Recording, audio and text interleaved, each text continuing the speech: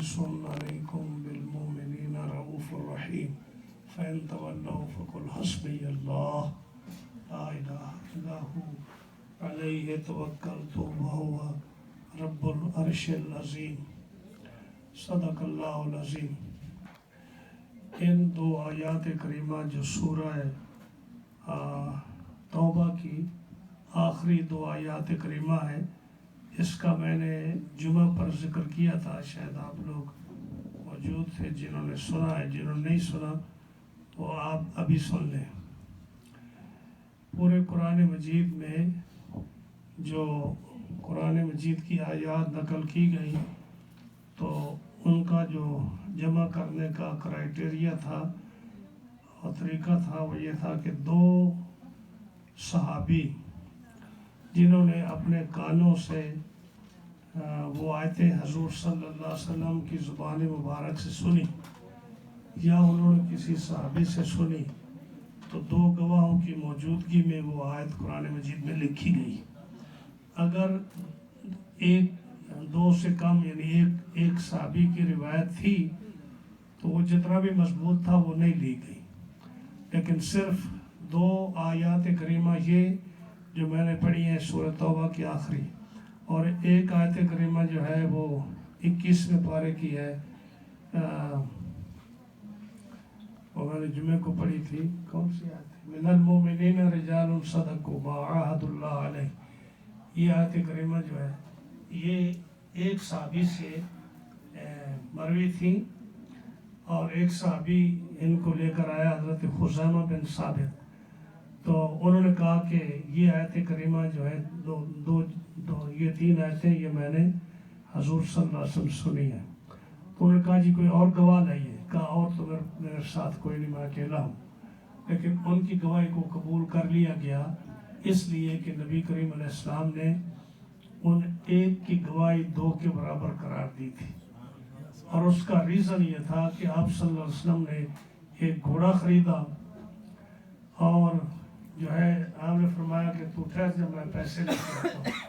آپ گھر گئے تو اس پیچھے کا اور گاہک آ گیا، اس نے کہا گھوڑا بیچنا ہے، تو وہ چونکہ آدمی جو تھا حضور سے واقف نہیں تھا، اس نے کہا ہاں میں نے بیچنا ہے، تو اس نے 4 پیسے زیادہ دے دیے، تو اس نے اس کو بیچ دیا۔ تو آپ تشریف لائے، آپ نے فرمایا تو نے تو گھوڑا مجھے بیچا تھا، کہنا میں تو نہیں بیچا تھا، میں تمہیں ابھی دیکھ رہا ہوں، پہلے دیکھا ہی نہیں۔ تو بات بڑھ گئی، لوگ جمع ہو گئے، آپ فرمایا کہ میں نے گھوڑا آپ سے خریدا ہے، وہ کہا میں نے بیچا ہی نہیں، آپ کو دیکھا ہی نہیں، کوئی گواہ لاؤ۔ اب ایسی گواہی بغیر دیکھے کہ کون تھے، صحابہ کرام کا زمانہ پاک تھا، تو کسی نے ہر آدمی خاموش رہا، تو حضرت خزیمہ بن ثابت انصاری وہ آئے اور انہوں نے کہا میں گواہ ہوں اس بات کا کہ آپ صلی اللہ علیہ وسلم نے گھوڑا خریدا ہے۔ سارے حیران ہو گئے۔ اب حضور نے پوچھا کہ خزیمہ تو تھا نہیں میرے پاس، تو نے کیسے گواہی دے دی؟ کہا یا رسول اللہ صلی اللہ علیہ وسلم یہ گھوڑا تو معمولی چیز ہے، آپ نے فرمایا اللہ ایک ہے، ہم نے نہیں کہا کہ آپ گواہ لائیے کوئی یا ہمیں دکھائیے کوئی بات بتائیے، ہم نے بصر و چشم مان لیا۔ آپ نے فرمایا یہ قرآن اللہ کی طرف سے آیا ہے، ہم نے مان لیا۔ آپ نے فرمایا اسلام جو حق ہے ہم نے مان لیا۔ آپ نے قیامت کے بارے میں فرمایا ہم نے قیامت دیکھی نہیں، کوئی جانتے نہیں۔ آپ نے فرمایا مرنے کے بعد اٹھنا ہے، ہم نے ساری باتیں مان لی۔ آپ نے کہا میں راتوں رات سیر کر کے آیا ہوں جنت و دوزخ اور آسمانوں کی، تو ہم نے تو گواہ نہیں مانگا، ہم نے اتنی بڑی بڑی باتیں آپ کی مان لی، تو گھوڑے کے بارے میں ہم کیسے نہیں مانے؟ تو میں گواہی دیتا ہوں کہ آپ نے ضرور گھوڑا خریدا۔ آپ نے فرمایا آج کے بعد میرے اس صحابی کی گواہی 2 کے برابر ہوگی۔ تو دیکھیں کتنی بڑی بات ہے، یعنی یہ بھی سرکار کا معجزہ ہے کہ آپ کو معلوم تھا کہ ایک وقت آئے گا قرآن مکمل ہوگا اس کی گواہی کے ساتھ، ادروائز یہ 3 آیتیں رہ جائیں گی، تو ان کی گواہی پر یہ 3 آیتیں قرآن میں جمع ہو۔ بہرحال میں بات اور کرنے والا تھا، یہ تو میں نے بتائی کہ جو لوگ جمعے کو نہیں تھے وہ سن لیں۔ ایک بزرگ تھے جن کا نام ہے ابو بکر شبلی، یہ بغداد شریف میں یہ پھرتے رہتے تھے ہر وقت، لوگ ان کو مجذوب اور دیوانہ سمجھتے تھے کہ یہ جو ہے نا دوسرے لوگوں کی طرح بیٹھ کر یا جو ہے جیسے مہذب ترین لوگ بیٹھتے ہیں یا گفتگو کرتے ہیں، یہ کسی کی بات بیٹھتے نہیں تھے، بس پھرتے رہتے تھے. لوگ ان کو دیوانہ سمجھتے تھے اور ان کی طرف کم توجہ دیتے تھے. تو بغداد شریف میں ایک بہت بڑا مدرسہ تھا، اس کے جو شیخ الحدیث اور مفتی تھے، تو سارے چونکہ لوگ علماء وغیرہ ان سے پرہیز کرتے تھے، نہیں ملتے تھے اور وہ بھی کسی کے پاس نہیں بیٹھتے تھے. تو ایک دفعہ وہ مدرسہ میں آ گئے. تو جو مدرس سے وہ استاد جو تھے شیخ الحدیث، انہوں نے دیکھا کہ وہ تشریف لائے ہیں، تو یہ اٹھے اور انہوں نے ابوبکر شبلی کو جو ہے گلے لگایا اور ان کی پیشانی پر بوسہ دیا اور بڑے ادب سے اپنے پاس بٹھا دیا.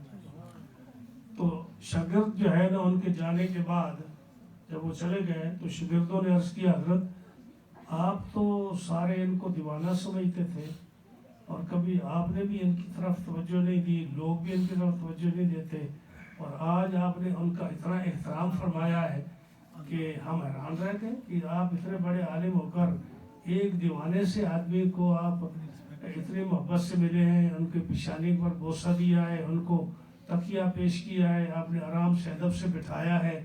تو ہم بڑے حیران ہیں. فرمایا میں نے وہی کیا جو رسول اللہ صلی اللہ علیہ وسلم نے ان کے ساتھ کیا. وہ اور حیران ہوئے. تو آپ نے پھر قصہ کھولا کہ نبی کریم صلی اللہ علیہ وسلم کی خدمت میں خواب کی صورت میں جو ہے ہم حاضر ہوئے.